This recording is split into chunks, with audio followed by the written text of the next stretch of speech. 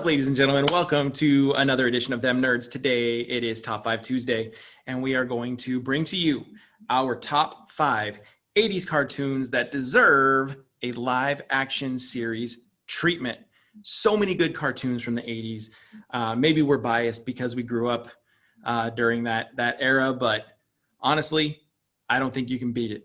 There were some great ones, and I think we each could have probably come up with like 20 for this list, but Top 5 Tuesday, Jerry. What do you have at number 5? I have TMNT, or better known as Teenage Mutant Ninja Turtles. Now, the real question is, do you do the CGI turtles, or do we do real people inside of costumes? Rubber turtles. Yes. I actually do believe that if you've ever seen between the two versions, the rubber turtle effect was the better of the effects. Yes. As someone who owned the VHS of the Coming Out of Our Shell tour, in which the turtles sang and danced on stage, I can tell you that rubber turtles are best turtles. Tubular. Yeah. So I think that's the way to go. And I like if you did it more like the idea you don't take them too seriously, kind of like, maybe like an Alf treatment, Yeah. where they're just like walking around and everybody's just like, nobody pays attention that they're even turtles. I think that could even be hilarious. Right. And honestly, like you could go the funny route, which is, where the films tend to go, but like the comic books get kind of dark. Yeah. So, you could kind of have it as this sort of like, serious moments, funny moments. But yeah, definitely rubber turtles. Gotta be rubber. For sure. Big old teeth. Yeah. Just turtles don't really have teeth like that. I don't know why I thought they just snapped with their shells, but yeah, that was I'm not a paleontologist. Nor am I. Despite my childhood desires, I'm not. Cool. That's a great one. And I would love to see, the movies, even the CGI ones, they're not terrible. I mean, they could definitely make a go of this, on some streaming service, and kind of get that nostalgia bump and get people invested. Cool. What about you? My number 5, speaking of nostalgia, I'm going way back here, and I know we said 80s cartoons, but this one qualifies, and I'm going to explain why. Johnny Quest. Okay, Johnny Quest was originally a cartoon in the 60s, 64, 65. But when I was a kid and I had the fantastic Hanna-Barbera cartoons coming on, Johnny Quest was one of them. It was part of a syndication package that Hanna-Barbera had put out to all of these networks, right? And so I became familiar with this in the 80s. Also, the reason why this qualifies as an 80s cartoon is because they actually did produce an entire 13-episode run in the 80s to go along with the original show, which was heavily edited and so on and so forth. They wanted to add in more of his dog, Bandit, to make it funnier. Dog. That was Hanna-Barbera's whole thing. Muttley, Scooby-Doo, Bandit. Yeah. They were all dog all the time. Now, I think this could go over really well as a live action series. You've got a scientist who's kind of absent-minded, and he has a son who has to be watched by a special agent who in the memes is Mike Pence, right? Yeah. But you also, I think that scenario would go over really well. I think it would work well. Now, there's some other characters in here that I think are a little problematic that you would have to kind of address. His best friend, adopted brother, or whatever, was this kid from Kolkata, India, Haji Singh, which is kind of it was a little bit of an on-the-nose stereotype kind of image. He wore a turban with a jewel in it, and it was kind of a little bit of a stereotypical thing. I think it could easily be updated, for the modern day, and they could still have a character from the same place with the same backstory, but just not so on the nose. You know what I mean? Yeah. There's also a character from the show, only appeared in a few episodes, but her name was Jezebel Jade. I mean, you might as well call her Slutty Sally. You can't have that name. You know what I mean? That's Trappy Tracy. Yeah, let's bring her on. And their big bad was this guy named Dr. Zin, who was this like, yellow scare Asian character, very, very stereotypical. And, just like we've been talking about with Shang-Chi and the Mandarin and leaving out Fu Manchu from the Shang-Chi film, you know, you have this opportunity to sort of, you know, de-stereotype some of these old properties. And I think that if they did that, this would be a really good one. Yeah. So you have to play for your audience. And I mean, they used to just play for racist. Right. Well, it was really easy, you know, with the whole Red Scare, you know, especially with, you know, China being a communist country as well. They were able to say, oh, this, you know, evil Jezebel. Yeah. And of course, she was a good guy. And also apparently loose for morals. That's old Loose Lucy.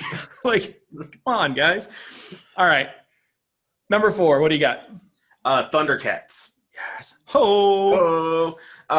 So I've been doing a lot of research on them lately for the spotlight, and while I was doing it, I just thought to myself, like, how is this not a TV show already? Like, this is something like, you know, especially things though the show was already basically made for them in the 1980s drama Beauty and the Beast, because they already figured out how to put cat-like features on people. You know, you just gotta find someone that already kind of looks like a cat, and it works real well. Live action Beast.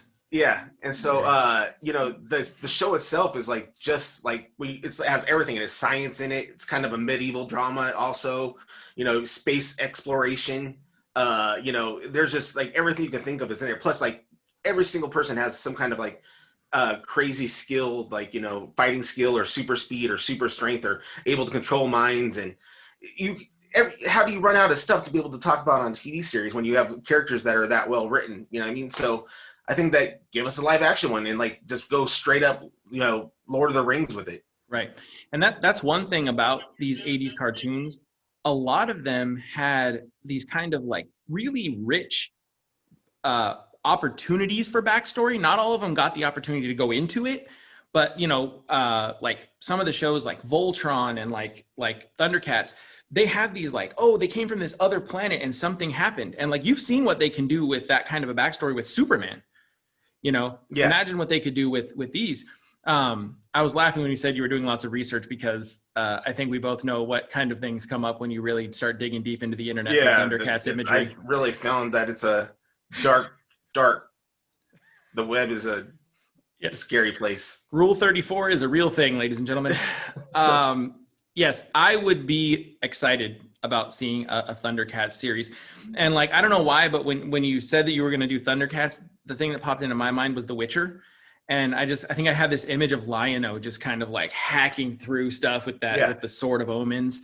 I think you know, all these shows that, especially the way that I see it, is like to go a little bit away from it being more of a children's series and more into an adult series, you know, a young adult series to adult series, like a Game of Thrones that you would get, or, you know, that kind of stuff. All of the properties that you and I are going to talk about today, I think that they could find some traction with kids, but they could also find traction with adults, especially because a lot of adults watch these as kids. So if they went that kind of like middle of the road sort of, you know, like young adult sort of vibe with a lot of these, I think they would be able to grab really big audiences. Yeah, I agree. All right. My number 4, as Jerry so eloquently put it, the swap meet Transformers, AKA the GoBots. By the way, there's a sketch on Robot Chicken about GoBots that's one of my favorite things ever. But the GoBots were basically like your knockoff Transformers, but they had their own mythos. They had their own sort of thing. And aside from their horrendous names, I think that they could make a really cool, like almost like a sci-fi network level show of this. You know, I've said before how big a fan I am of Z Nation. I like a little bit of, you know, cheese on my shows here. When you have a helicopter named Copter, there's going to be some cheese, right? But Transformers, the reason why I chose GoBots over Transformers, honestly, is because Transformers has had such an opportunity with these movies, right? Yeah. And GoBots, I loved GoBots as a kid. The toys were smaller, simpler, and probably cheaper because I bought them from a guy named Jose down at the swap meet that my dad also bought socks and fishing lures from. Yeah. It's like when you were a kid and you couldn't get, you know, pumas, so you got cheetahs. That's right. They're both cats. Right. Yeah. It's like when you would buy a Batman toy from the dollar store and it came with a lightsaber. Yeah, exactly. Yeah, same thing. All right. So that's my number 4. What do you got for number 3? I'm thinking the Jetsons, but if it was filmed in a way similar to the new Lost in Space meets Orville. Yeah. You know what I mean? So it's a comedy, but then it's also serious. Like there's like real consequences. People really could die. Judy could end up, pregnant. It's just one of those things. Like it's just like you go completely like where it could be a dark comedy rather than being so like lightheartedness where it's just like we couldn't get the food replicator to work. Not like that. Yeah. When you were talking about like real life consequences, and I was thinking about the Jetsons being like in the future, it made me think of the movie Idiocracy, which I think would be kind of funny to have like the whole like society is just like full of idiots and the Jetsons are like living above it, there's like a whole other layer of society. Which I always thought was a cool idea too, is that, the idea that the Jetsons and the Flintstones live in the same universe. It's just they live above the clouds and they don't know about the Flintstones. That's right. Yes. The down below the clouds are the Flintstones and above the clouds are the Jetsons. Yes. Yeah. I'm for me, that's headcanon. That's how it is for me. That's a good one. I would love to see that, especially if Rosie, the robot, like had a really foul mouth. Yeah, they should get like Rosie O'Donnell to play her. Yeah, it makes me think of Joan Rivers as Dot in Spaceballs. That'd be great with the Virgin meter on her. Yeah, she could do that with Judy. Yeah. Cool, man. That's a good one. I like that one. Speaking of robotics, my number 3 is Inspector Gadget. Now, I know we already got a live action film of Inspector Gadget, a couple of them, maybe 3 of them. I don't know. I lost track. But I think this would be kind of a cool show to, have maybe with like a younger person being Inspector Gadget. And instead of Penny being his daughter, maybe like little sister or maybe like a neighbor. I envision like a young adult style series where Inspector Gadget is like maybe like a high school senior, or like he's in college and he's like, he's trying to tinker and invent, kind of like the terrible recent Fantastic Four, where Reed Richards was kind of like this weirdo in his garage building stuff. Yeah. Kind of like that. So you wouldn't imagine him being, horribly dismembered and then put back together with robot parts? No.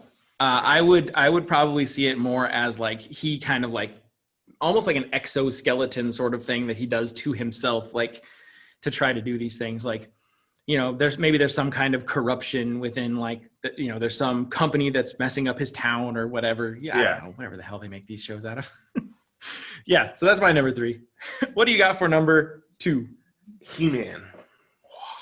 Yeah. And so I want to see that though, like every episode of Game of Thrones where there was like a huge battle, that's what I want to see.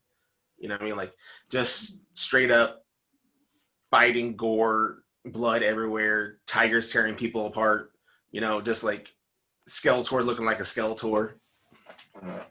Like a skeleton, yes. Just like a Skeletor. Just like one. And, and just like I want it to just be bloody. Like make it ruthless. Sure. Yeah, and you mentioned Game of Thrones, like that kind of vibe would work really well with that mythos. It's very like medieval, and there's castles and, mythical creatures, like, they're riding these tigers and that'd be great. And, it would help stimulate the furry loincloth economy. I'm sure it would. Right. We gotta support all the nerds. Businesses. Yes. Support your local furry loincloth maker. My number 2, strangely enough, and we didn't even plan this, dovetails right along with yours, Shira. Number 2 for me is Shira because I feel like, even though I'm gonna preface this by saying I know there's the Netflix animated Shira series, which I love. It's great. I love the vibe of it. However, I would want this series to fall more in line with what we just talked about with He-Man. I feel it should be the same sort of vibe. Especially you have this added layer of a female protagonist kind of carving out her own niche. I think that would be really cool. Almost analogous to Dany Targaryen, right? Kind of having to prove herself and, be the leader that everybody doesn't believe she can be. And hopefully it ends up better for her. Hopefully so, yes. And, you mentioned... there are cousins in both shows. It's true. You mentioned Skeletor, actually looking like Skeletor and being all skullish. Hordak is one of my favorite villains from these cartoons. And I think that they could make a really sick looking Hordak, with some combination of practical effects, CGI. He's a cool villain. He looks super cool. And the cool thing about it is, the idea if you had both those shows going at the same time, a lot of times on Saturday morning cartoons, when He-Man and She-Ra would come on right afterwards. And some of the best ones were when they would do the crossovers. Yeah. And like similar to like how they did in the 90s with Xena and Hercules, where every once in a while, every 40 episodes, wherever you would have a small mini series, that they would come together on. Absolutely. So.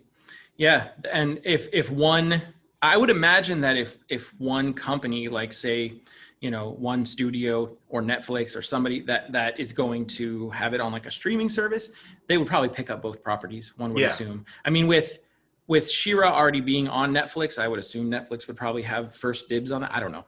But yeah, definitely crossovers would be it. All right. Number 1, what do you have? G.I. Joe, the ultimate 80s cartoon. Pew pew. And I want it to be like a crazy spy drama, like Mission Impossible style, where the Joes are, ultimately like you build them up so that people have fan favorites, but they're also expendable. Maybe they lose an arm and then you have to go inside your drawer and try to find another arm that matches up.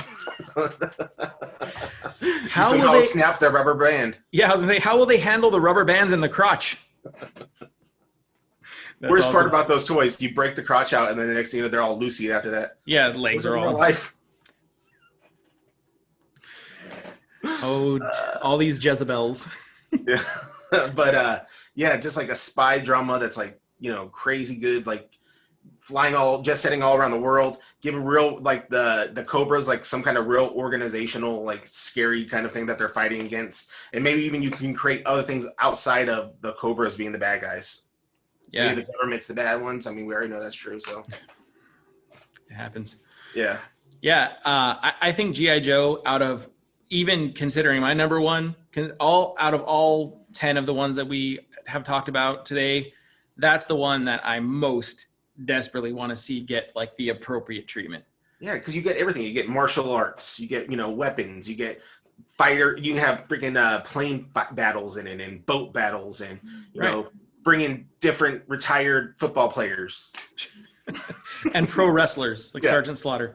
You also have, there's like always like that kind of undercurrent too of like some mysticism, like with Serpentor and all of his little minions that were kind of like mutated. Like I always like that little storyline too. Yeah, I always like the characters like that were like the different ones that could like put a cloak on and it totally changed their appearance, or maybe you know what I mean? Zartan, Tomax, and Zaymot.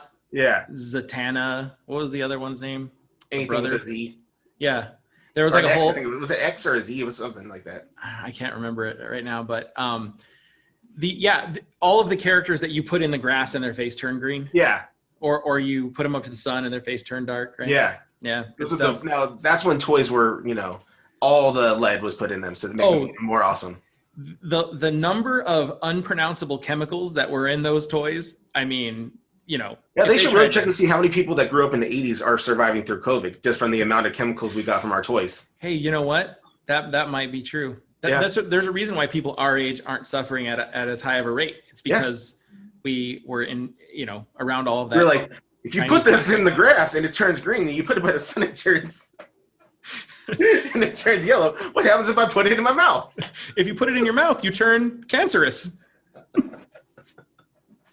Thanks, Taiwan. What's your number 1? My number 1 is a little bit quirky, but really just the imagery of it is what makes me think that this would work, and it is Mask. Mask was a cartoon all about these folks that wore, spoilers, masks. And those masks did fancy things, right? They gave them certain powers, blah, blah, blah.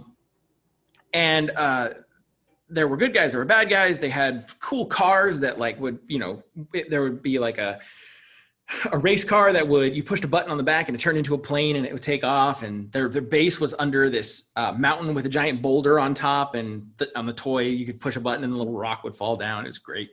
But I think that this would be a really cool kind of like, you could combine almost like a Fast and the Furious feel because of all of the cars and planes and things, along with sort of like a spycraft sort of thing. And the masks themselves, I mean, you know, look at how popular The Mandalorian is. Masks are so hot right now. You know, they're really cool. And the imagery of those masks and being able to merchandise them and kind of have them out on like shirts and stuff, I think it would play really well, you know, as a series. And I would, again, make this like a young adult age group kind of thing. So I like my number one. I like your number one better. Yeah, I definitely realized that you're like, I always thought my parents were good at like trying to trick us into off-brand things being popular, but I realized that your parents were on a much better scale because I had not heard about 90% of the ones you gave off. Like the mask, you were like trying to show me pictures of the toys, like it's not jogging and anything. And that's when I realized like it's because your dad bought a lot of your toys from the swap meet. Maybe, but hey, nerds out there, tell us in the comments, you know these toys. You know Mask, you know GoBots. Help us out here. It's not just me, even though my dad bought his fishing lures at the same place that he bought my action figures. Yes, because my mom would get me like the 4-pack of G.I. Joes that obviously were off-brand, but I would never pretend like they were main characters. I was just like, oh, they're Cobra's, you know, infantry. You can shoot them. When I was a kid, I'm going off topic here. When I was a kid, I liked pro wrestling like a lot. And so like my G.I. Joes mostly acted as pro wrestlers. Yeah. And anytime I would get the knockoff ones, like the, you know, that had like the wider shoulders and like skinnier arms or whatever, those would be like the job guys. Those would be like the, like Steve Lombardis and Iron Mike Sharps, you know, the ones that on Saturday morning would get pinned in 3 minutes. Yeah. That's what those guys did. Jobbers. Yeah.